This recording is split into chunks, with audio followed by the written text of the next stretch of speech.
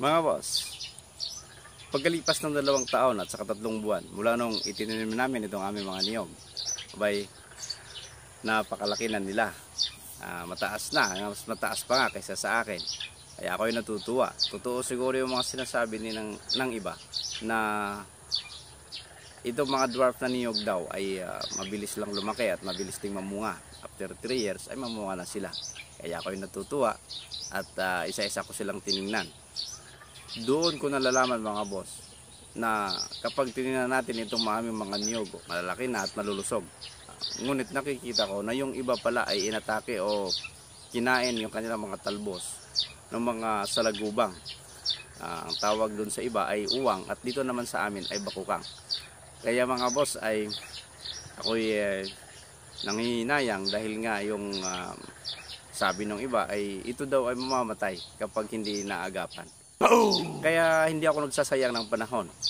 Dali-dali ako pumunta doon sa mga Agribit Supply, nagtatanong kung ano yung mga mas matapang na mga insecticide upang isprihan itong aking mga niyog na kinain ng mga salagubang para ito sila hindi mamamatay. At base sa aking pagsasaliksik mga boss, ay nalalaman ko na hindi lang pala pag-i-spray ang tanging pamamaraan sa pagkontrol ng mga bakukang o salagubang. Yung iba ay gumagamit sila ng buhangin. Yung iba naman ay gumagamit ng asin. At saka yung iba ay gumagamit din sila ng mothballs o ano bang tawag nun? Alikampor to sa amin, yung pabango sa mga kabinet. Kaya sa susunod ng mga videos ay ipakita ko sa inyo kung paano maglagay ng buhangin, asin at saka mothballs. Yung mga boss, sa araw na ito ay ipakita ko sa inyo ang pag-i-spray ng aming mga niyog sa kanilang mga talbos upang mapigilan o mapuksa itong mga salagubang. Pero mga boss, bago ko ipakita sa inyo, baka naman pwede kayong mag-subscribe saka pindutin ang notification bell para ma-update din kayo sa aking mga susunod na videos. Tara mga boss, panoorin nyo lang ako at ako'y mag-i-spray na.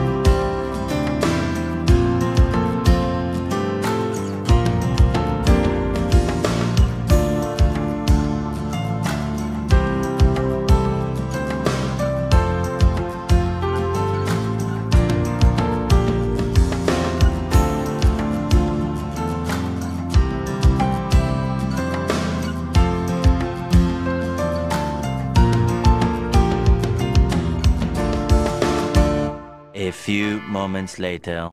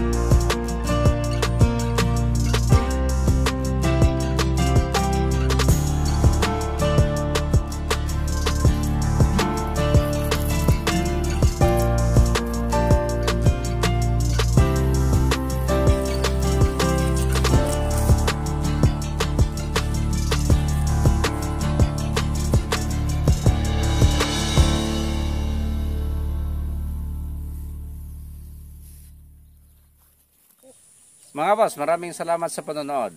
Tingnan na lang natin kung ano yung magiging resulta after 1 month. I-update ko rin kayo. At, maraming salamat ulit sa panonood at huwag kalimutan mag-subscribe.